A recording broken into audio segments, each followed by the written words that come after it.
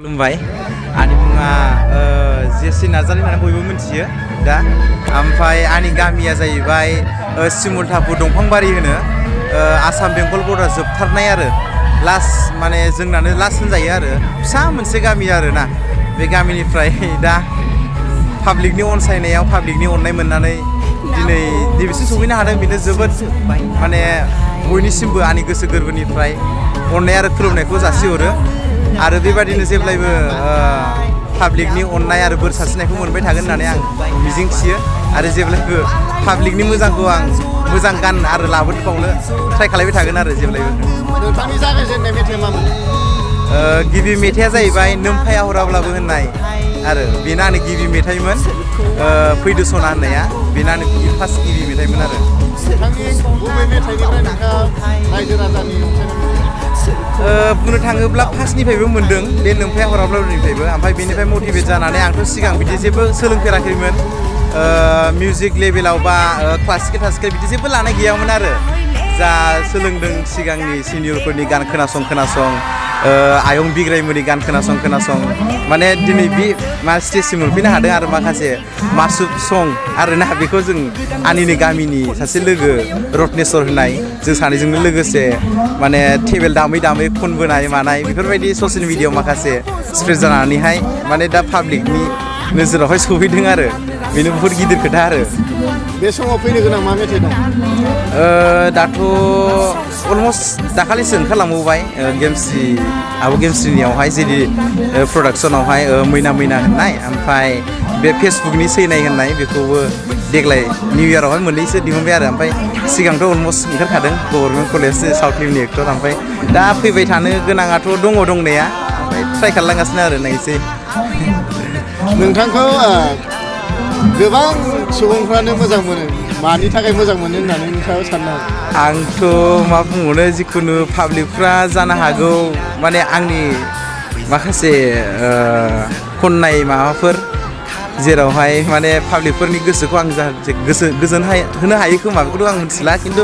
जेरैबायदि पाब्लिकनिफ्राय आं अननाय मोनदों आरो बिसोरनि अननायखौ मोननानैनो आं स्टेजाव गाखोनो बे कम्पिटिसनाव फैदों आरो नङाबा स्टेजाव बिदिफोर गाखोनायनि माबाबो गैयामोन आरो। फरायगासिनो दाथ' फरायनायाथ' ग्रेजुवेट खालामखांनायनि उनावहाय आं दा मिउजिकआव डिग्रि लागासिनो आरो दासो फाइन आर्ट्सआव क'क्राझार फाइन आर्ट्सआवहाय बिदि बुंनायनि बारा एक्सपिरियेन्स गैया फार्स्ट टाइम दा नैबे बाक्सा बोरिमाखायाव फैनानै जोबोर मोजां मोनदों मानोना दिनैनि बे गिबि खेब फैनाय जादों आं बे बोरिमाखायावहाय गल्डेन जुबलि ना गल्डेन जुबलियाव दिनै आंखौ बेयावहाय हांख्रायनानै लिंहरनायनि थाखाय बोरिमाखानि आदामोननिसिम बयनिसिमबो आनसलिकनिसिम आंनि गोसो गोरबोनिफ्राय अननाय आरो खुलुमनायखौ जासिहरो आरो जेरैबायदि पाब्लिकफ्रा अननाय होदों बेबायदि अननाय आरो बोर सारस्रिनायखौ जेब्लायबो मोनगोनखौ आं मिजिंथियो आरो। गोबां सिख्लाफ्रानो दिनै जेसि नार्जारीखौ नायनो फैगोन होननानै लोब ओंखारबोदों दा मा बुंबावनो दा बुंनोथ' आं जेबो राव मोनला बारा बुंनोबो रोङा जाहैबाय जेखिजाया बेनो आरो पाब्लिकनि गोसोखौ आं जेब्लायबो गोजोन होनो ट्राइ खालायगोन आरो मानोना मेन जाहैबाय पाब्लिकआसो पाब्लिक गैयाबा आं जेबो गैया आरो ना जों सिंगारफोर आर्टिस्टफोर रावबो जों जेबो गैया आरो माने बिसोरनि अननाय आरो बिसोरनि सापर्ट खालायनाय आरो बिसोरनि बोर सारस्रिनाया मस्ट इम्परटेन्टसिन आरो नोंखौ नांगौबा माबोरै कन्टेक्ट खालामनो हागोन? दा आंखौ नांगौबाथ' आंनि पार्सनेल कन्टेक्ट नाम्बार दङ फोरमायनो हागोन नामा? आंनि पार्सनेल वाट्सएपआ आलदा ओमफ्राय कन्टेक्ट नाम्बारा आलदा जायो आरो स' कन्टेक्ट नाम्बारा जाहैबाय 8638298640 बे जाहैबाय कन्टेक्ट नाम्बार ओमफ्राय वाट्सएपआ जाहैबाय 6901959767 बे जाहैबाय वाट्सएप नाम्बार आरो।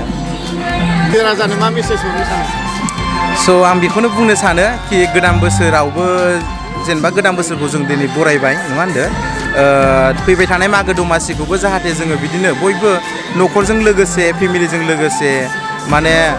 अनलायनानै गोरोबलायनानै जायगायावनो जुदि जायोबा आरो जेनेबा मागो दमासिखौ मोजाङै मोजां माबा हरोबा आरो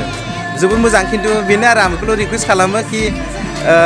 गारिफोरखौ आरो लोंनाय जानायफोरखौ जाहाथे मोजाङै माबा खालायो नायनानैहाय स' बारा बुंनो रोङा माने गिबि खेब माने मिडियायाव फैनाय जादों आरो बिदि फैफेराखै खुनु दिन ओंखायनो फार्स्ट टाइम फैनायखाय मा बुंनो मा मानो जादों आरो स' माबाफोर गोरोन्थि जायोबा निमाहा बिनाय थाबाय आरो। फैबाय थानाय समाव लाइमोनफोरखौ नोंथाङा मा फोरमायनो सानो?